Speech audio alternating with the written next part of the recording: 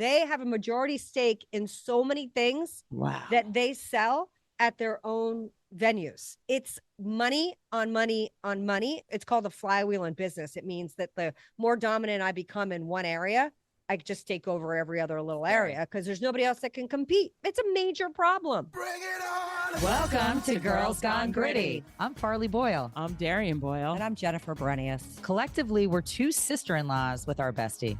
We don't just talk, we do it. Day, night, mountain, beach, and city.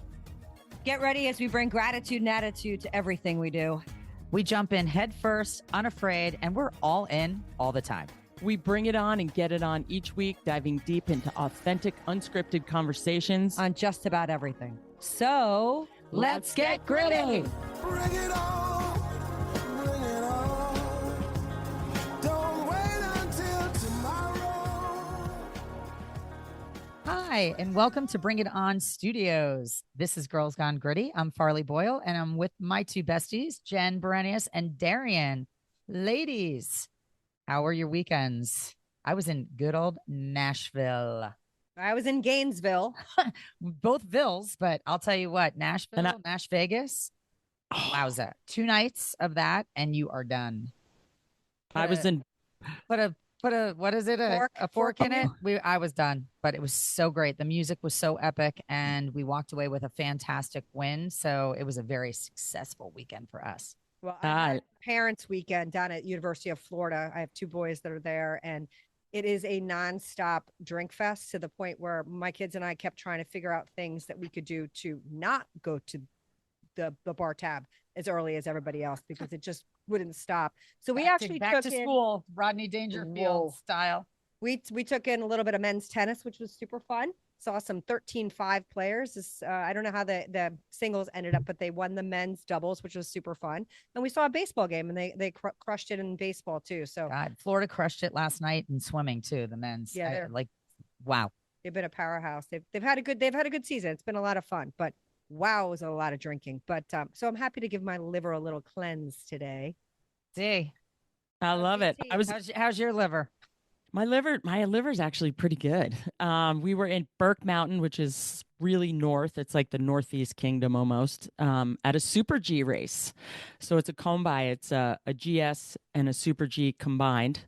So it was really fun to watch all these little kids do a speed event for the first time. Some first time, others, they've done it a lot. So all the parents are at the bottom going, oh my God, I hope they don't crash. It's the fastest you've ever seen these kids ski. So it was really fun. And I saw some of my old ski coaches that are coaching. So it's being in this little ski racing world. How'd our girl do? She did great. And she really had some guts because it was a really, really, really fast course. So Super G is the event right under downhill. So there's times you're in a full tuck going as fast as you can, but you have to turn a lot.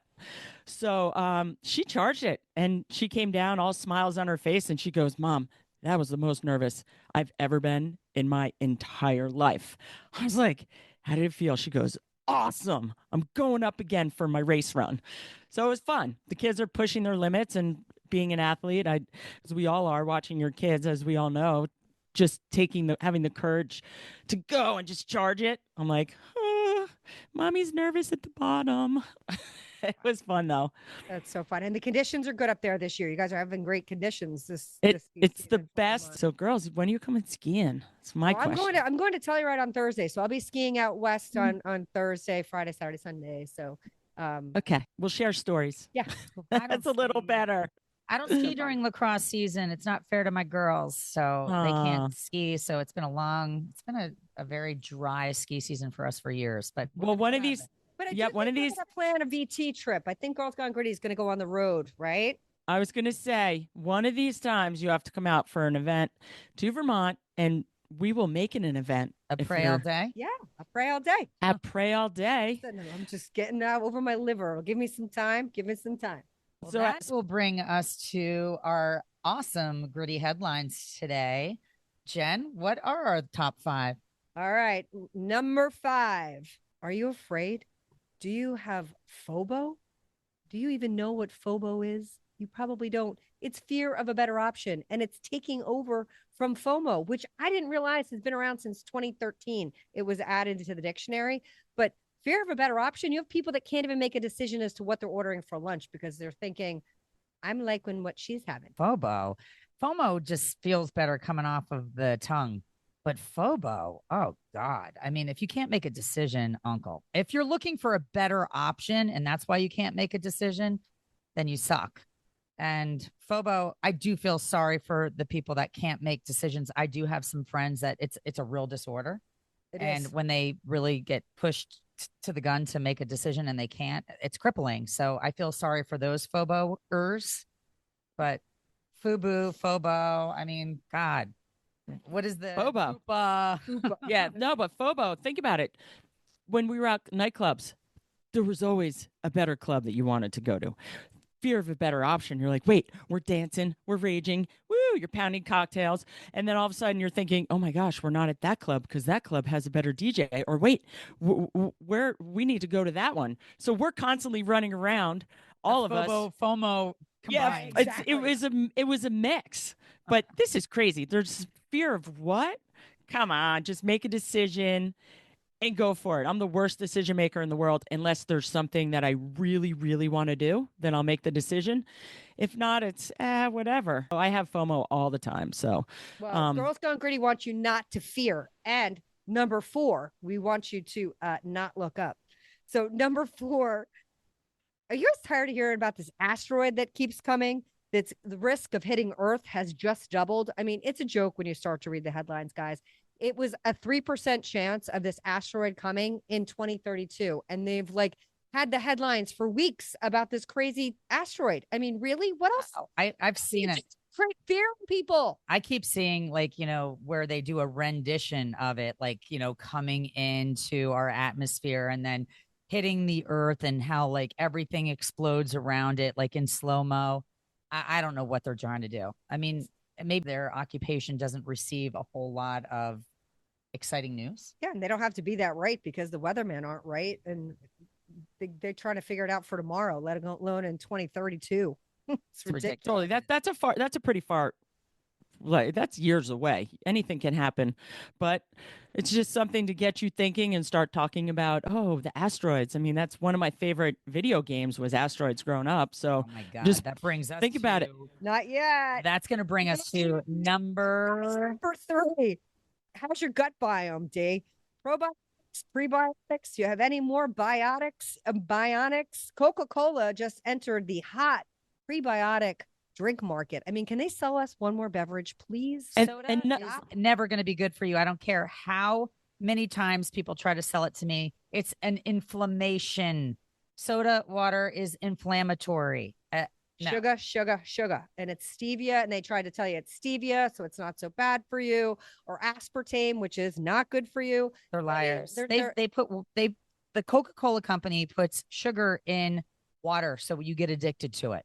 That's the Dasani water. Coca-Cola owns Dasani water, and it is the worst water to drink. It eats and the anything acid, having the acid eats your teeth. Yes, so Coca-Cola, you could take a Coca-Cola, and if you had something that was rusty, pour a Coke around the rusty item, and it literally eats away at the rust. Now, if I'm really hungover, there's nothing better than a McDonald's fountain Coca-Cola. Agreed. A number 2 supersized.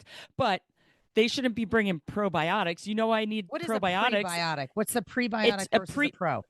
So a probiotic, they put all these microbes into your belly to try to kind of even out. That's yeah. Pro, So but what's pre? This is you what take they're it. saying. The pre is you take before you take the pro. It's like they have a prebiotic before you take meals. In the morning, you'll take a pre and you take it on an empty stomach. It takes like 30 minutes and then you can eat.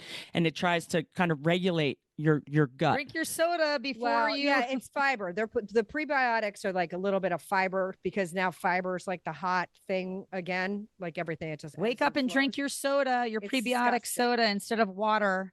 And they're, really? And they're lining their pockets. Well, it helps your heartburn from pounding it like a Diet Coke in the morning. Our number 2 leads us to another fun fact of our coffee house code of conduct. Starbucks is if you're in-house, they're actually going back to giving you a real cup. No more styrofoam cups if you're staying in-house. So they're trying to come back to an old school mentality of, sitting and having a cup of coffee for real. And I love this one. I got to be honest. They sold it to us though in the very beginning, Wi-Fi free. They wanted everybody to come sit down with their laptops and camp out. So be careful what you wish for, because that was their business model in the beginning of time. And it worked.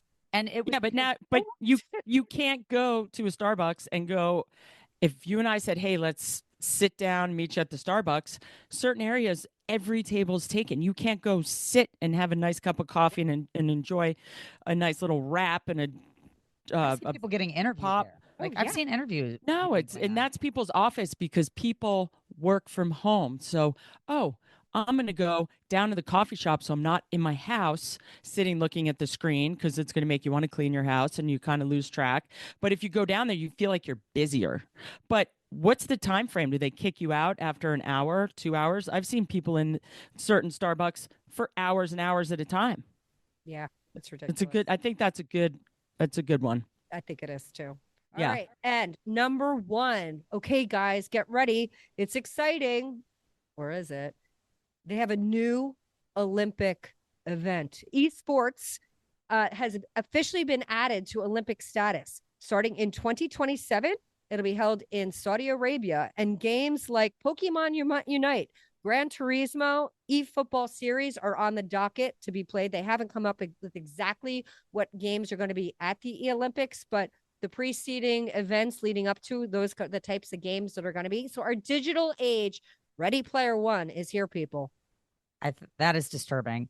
If gaming becomes its own Olympics, we have real problems. I understand people are skilled. I just saw a movie, I think it's called Gran Turismo, where a kid was the best of the best in this game, and they actually hired him and he became a race car driver, legit.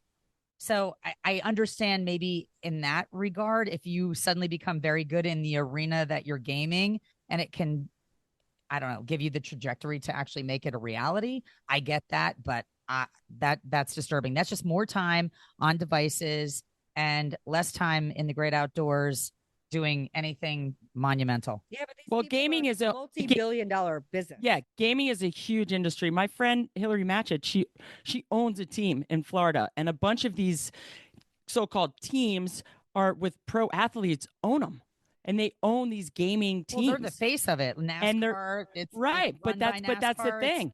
Why wouldn't you then? Okay, so it's going to go to another level. If you can take it to another level, I mean, they shouldn't really call it the Olympics. They should come up with something more creative and have it be their own, Explain rather than something that you're swinging off an Olympics, which is sports athletes. Here, your dark room. I mean, you're good at gaming, but what do you get? Do you get tennis thumbs? Maybe they would be really good at thumb wars. We could thumb wars, thumb war Olympic, because their muscles are so built up in their thumbs. Yeah. Listen, I don't understand it, but you know what?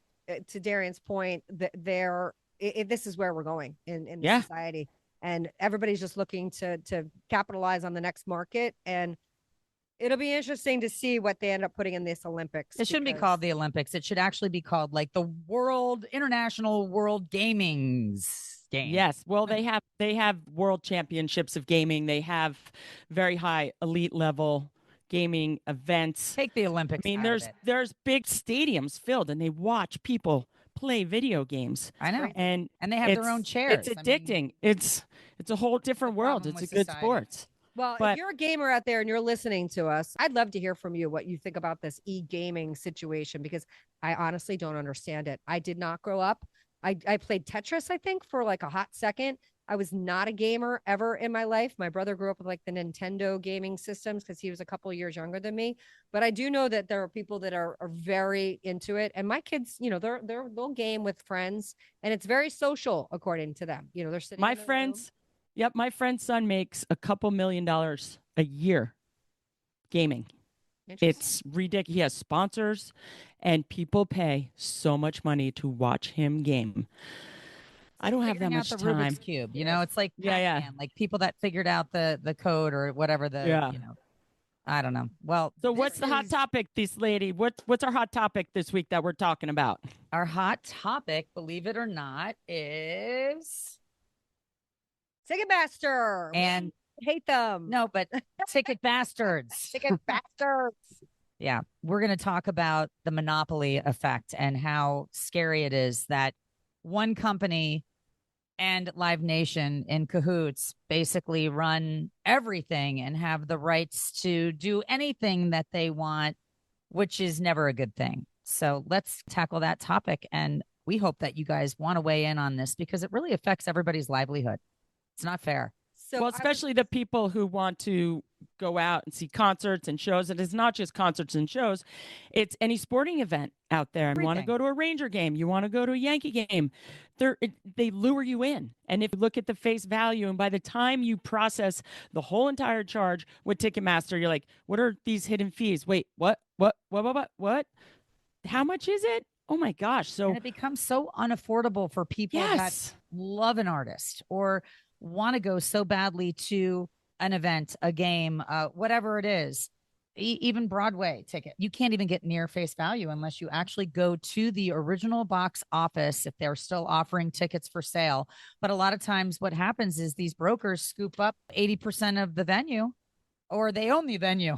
No, Live Nation owns the venue. Right. The stats are crazy on it. So not only do they monopolize the entire ticketing industry, and that happened about 10 years ago. I think that was 2010 is they had a merger. So to go backwards a little bit, everybody thinks that the Taylor Swift, because I did a little research on the Department of Justice's legal proceedings that they have currently with the Eras tour. But it really wasn't that. According to the old Department of Justice head, Attorney General, he basically said that they've been investigating this for a long time because when Ticketmaster merged with Live Nation, they almost blocked it and then didn't, and told them that they needed to have a certain code of conduct in order to keep operating and not be monopolistic. But here's the thing, and I think we've covered this on our episode many a time. When you leave businesses to self-police, when money is at stake, they're not going to self-police and do the right thing. They are going to worry about their bottom line and their shareholders and everything else. They were given a really long leash. The Eras tour put them back on the map with Taylor Swift. But what ended up happening was they figured out that they wanted to be the end user of buying all this stadium. Did you guys know of the amphitheaters across the country? They own more than 60, and it's growing because they keep buying them up. They own 60 of the 100 largest ones. So they own them. And not only do they own them, they own the sponsorship, they own the licensing, they own what you buy in the stadium. I found out that Liquid Death that we talked about. That water. Yeah, that's a great water. They do? They have a majority stake in so many things that they sell at their own venues. It's money on money on money. It's called a flywheel in business. It means that the more dominant I become in one area, I just take over every other little area because there's nobody else that can compete. It's a major problem. It's a huge problem, and it needs to be regulated. If they control the marketplace, they can do whatever they want, and no one can say anything. Well, it becomes unaffordable is the problem. Like we go to buy Sabrina Carpenter tickets and Jeff goes and he's looking and he's looking and he goes and he's all right, I'm going to get these seats. And within 2 minutes of him not clicking the button, he has to refresh it. Obviously, the algorithms came in and it jacked the price up with, I bet everybody at the same time was trying to buy the tickets. It became unaffordable. And you're like, wait a minute, who's doing this? Is it a bot? What kind of algorithm? Like, how can you just go and get a ticket? I know when we go to see Donovan Frankenreiter or Whiskey Myers, and we're going to our favorite venue in the world, the Stone Pony, if you try to go buy a ticket online, all the fees add up. So it's better for you to drive 15 minutes, old school style. You always do. Go to the window, and you pay the $25. You get your ticket. You go home, and then you're set. So who wants to spend that extra money and where is it going? And the Stone Pony is one of the best venues in Asbury Park. It's where Bruce Springsteen kicked off his career, and it's one of my favorite venues in the country. Yeah. And it's real there. You know, as much as it's privately owned. It's privately owned. Right. And that's the problem is that these small venues, they listen, the venues aren't easy to manage. I can't even imagine what it's like to try and get people to work in these venues, and you get the varying artists who bring varying types of crowds. It's not one size fits all for a lot of, the venues, but the fact that they own everything from being able to produce. They're actually a producer in the actual event itself. When you start to scratch the surface on how monopolistic they are, from the ticketing to the artist relationship to the venue, you can't even compete. You can't even get in as somebody who wants to be in that business. They also are threatening other people that have been trying to get into this business. Yeah. Strong arm. I read one thing, how to fix the Ticketmaster monopoly. It does not sound like there's a Band-Aid for this, but it said a ban on Live Nation's exclusive contracts with independent venues that require them to take the Ticketmaster platform. Mm-hmm. So any fix that delivers permanent relief from monopolistic practices in the live events market will come from a structural remedy. Yeah, they have to change. But they basically have to break it up, and it cannot be. And the other thing that I was reading is that they also have not been incentivized to fix their technical problem when it comes to purchasing tickets. I've had the same situation. I was trying to get John Mayer tickets for my son Kyle and I had tickets in my cart multiple times for much less than I ended up spending. And how long were you in the queue? And I got kicked out, and I was in the queue. I was in there right away. Yeah. And it's not not only is it not fair, but then as soon as you don't get the ticket and it's sold out in 4 or 6 minutes, which anybody who's big, they're all on the resale ticket, right? Like platforms for 2, 3, 4 times the cost, but depending upon the artist. So that in itself just demonstrates that that's not a me or a you. That's not a super fan that's buying tickets. Bots. That's a bot. Use bots. That's Oh yeah. No, and these bots. Yeah, but these bots, like, but it's their bots. Buy a massive chunk. Right. It makes it difficult for genuine fans to purchase tickets because they know the algorithms and they know exactly what to do to monopolize ticket sales. How about the day when you would go and you'd sleep out for a ticket? You'd go and you knew that your favorite band was coming to town, and you'd go to your venue and you knew that you could buy tickets at, I don't know, the doors would open at like 6 or 7 in the morning. You'd be, beach chair would be out there, and you'd have some beers or you'd have whatever, and you'd get in line. And you just wait, and the anticipation for you to wait those hours. It was kind of cold or it was hot, depending on the season.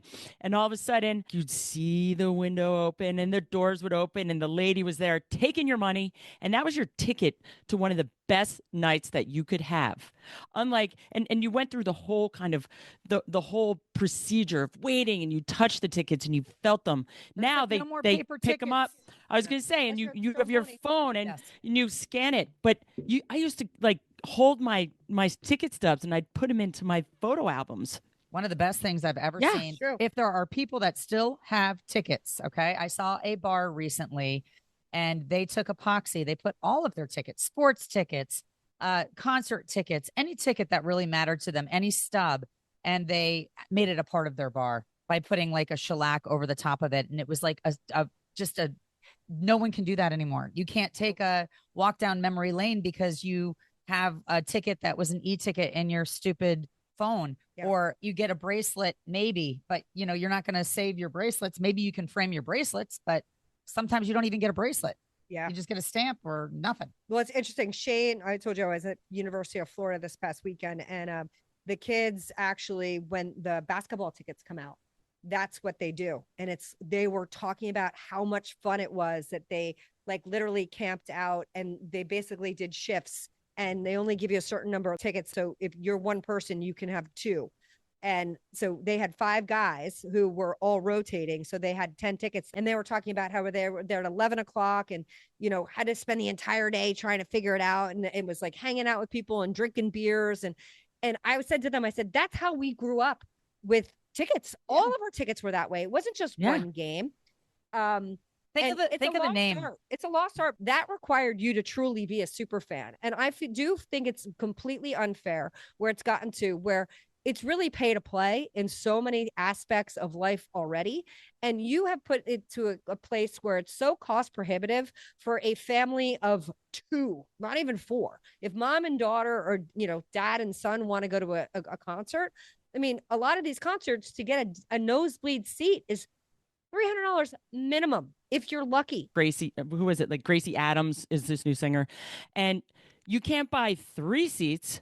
You have to buy 4. Yeah, it's almost, you have to buy them in blocks. So if you and your 2 friends want to go, you have to find another one because it's better to buy 4. And Look at the name, Ticketmaster. Yeah, and that's what they're doing. It's a monopoly.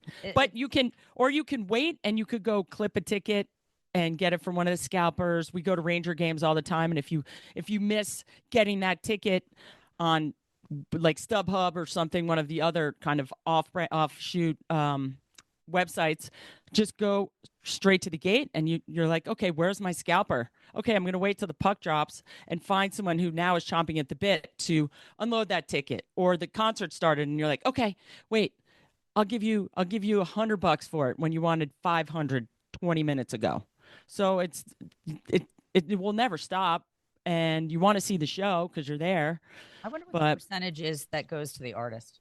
You know, like if the Ticketmaster cost is $300, is Taylor Swift getting $200, and then the Ticketmaster affiliate and all the people that work for them and however it's broken down get $100? It depends on the artist. At least from what I was reading, it's very show and like tour specific, where they have a contract. They have a contracted rate for, let's say it's 80 shows across the United States or whatever, and then that artist gets X. And some of the artists do try and set the ticket prices to make it, for what they feel is correct. They know what their bottom line is. But after that, the most of the tickets, any of the additional fees that's all going to Ticketmaster scalpers. I was reading, there was just a court case in Canada, and it's a $6 million win. It's more of a moral win than it is a financial win, because each person that was part of this class action lawsuit is going to get $45 to spend at a future Ticketmaster event. But it was basically talking about what you alluded to before, which is called drip pricing, where you think you're buying a ticket for, let's just say $150, right? And then by the time you check out, that $150 ticket is now $275 because of all these hidden fees. Oh yeah. And they actually won a lawsuit because we've had a change of president. We've also had a change of the Department of Justice. This new girl, Gail Slater, she is leaning a little bit more toward business, but is still very antitrust. So it'll be interesting to see what happens with the change of guard who started this lawsuit and where it ends up. And then you purchase it with your credit card and you get tagged with a 3% fee. Totally. On top of, like, it's not like you can go pay cash for your tickets. So you've got to use your credit card. So then you're getting hit with the Ticketmaster fee and all the other hidden fees. And then on top of it, you're paying a big number because you're paying with your credit card. Yep. Well, it's also supply and demand. When you go and they release the tickets, Jeff bought tickets 2 months ago for a show in July, and he was trying to get everyone on the bandwagon, all his friends, and people can't pull the trigger that easy. And they were $200, call it.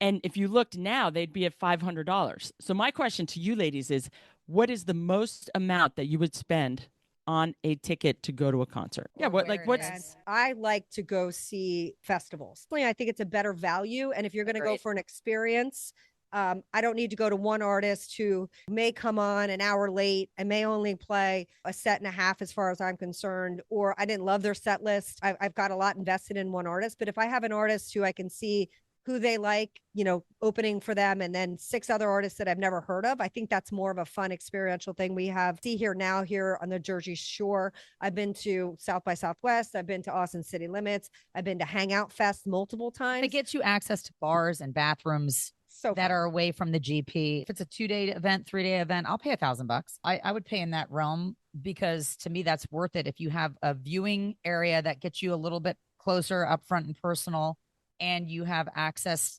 to, not be in mega lines, that's totally worth it. But we paid a big number, I think, for JT. Yeah, it was like $500 back then. Yeah, like $500 to me. I would pay $500 if I felt like I had really good seats and I was going to feel like I was in the action zone. Yeah, but I feel like even our $500 seats, I don't think they were $500 seats. I think they were like standing. $225. $220 plus tax and fees. Yeah. Probably. And it literally came out to like almost $500 once you were done with it. And that's the other problem. It's also the additional cost of it's not just getting it's getting to the show. And now you got to have something to eat because, most people don't live 5 minutes away from these venues. It's a whole day.